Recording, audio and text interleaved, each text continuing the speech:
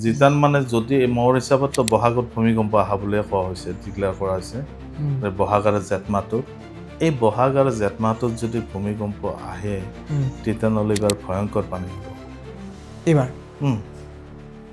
ভূমিকম্পটো কেনেকুৱা ডাঙৰ হ'ব নে সৰু হোৱাৰ? সৰু হ'ব পাৰে, কোনো ডাঙৰ কথা নহয় ইয়াতে। কিন্তু যদি ভূমিকম্প হয় তেতিয়াহ'লে সেই তোমাৰ 2019 আৰু 22ত যেনেকুৱা পানী হৈছিল সেইটো টাইপতে পানী হ'ব তেতিয়া।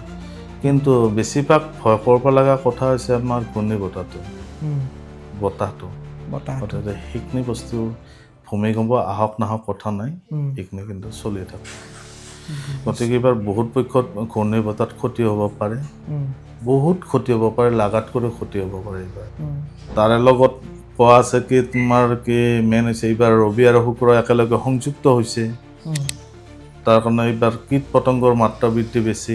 এইবাৰ কীট পতংগৰ মাত্ৰা বৃদ্ধি বেছি, গতিকে এই কীট পতংগই আমাৰ কৃষিটো ধ্বংসৰ পথত যাই আছে। গতিকে তাৰে মাজত আৰু আছে এনেও আপোনাৰ এইবাৰ তোমাৰ কি মহৰ উৎপাত বেছি লাগাত কৰিও এই বৰ্তমানে লাগাত কৰি বেছি হৈ আছে মহৰ উৎপাতটো। তাৰপিছত কীট পতংগৰ মাত্ৰাটো বৃদ্ধি হৈছে। এইটো সম্পূৰ্ণ তোমাৰ মানে কি ৰবি ৰজা হলৈকে তাৰমানে সেইখিনি বস্তু চলি থাকে। সেইটো কাৰণে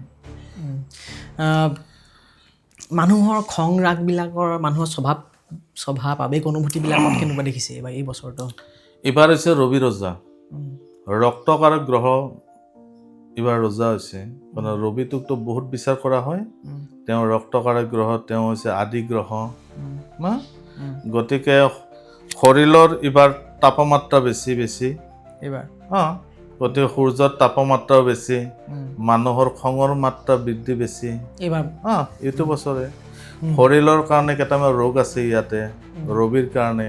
এইবাৰ পেট গৰম বেছি হ'ব মানুহৰ, ৰিচেণ্টলি হ'ল পেট গৰম হোৱাৰ লগে লগে চকু আৰু দন্ত ৰোগৰ মাত্ৰা বৃদ্ধি বেছি হ'ব, চকু আৰু দন্ত ৰোগৰ মাত্ৰা।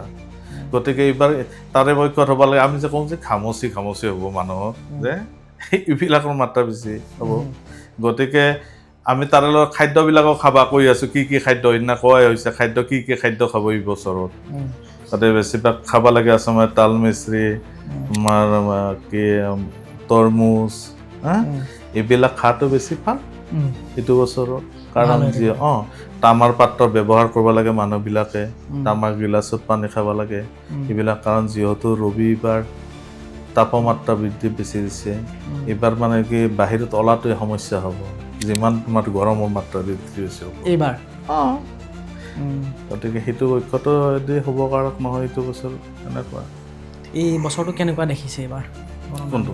এই বছৰটো ৰাজনৈতিক ক্ষেত্ৰতো কথা ক'লেই আপুনি।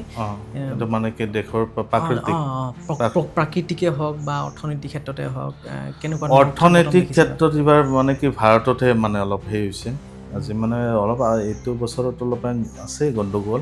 তাতে মই এইবাৰ লিখাই থৈছোঁ, এই বছৰত ৰবি ৰজা হোৱাত সম্পদ ক্ষয় আছে। কেৱল ৰবি ৰজা হোৱাৰ কাৰণে তোমাৰ বেংক ব্যৱসায়, আমদানি ৰপ্তানি তাৰপিছত লাভজনক নহয়। এইবাৰৰ কিছু পক্ষত ক্ষতিকাৰক আছে এইবিলাকৰ। প্ৰাকৃতিক দুৰ্যোগৰ ক্ষেত্ৰত কেনেকুৱা? প্ৰাকৃতিক দুৰ্যোগৰ মানে এইবাৰ এটা কথা কোৱা হৈছে বহাগৰ ক্ষেত্ৰত,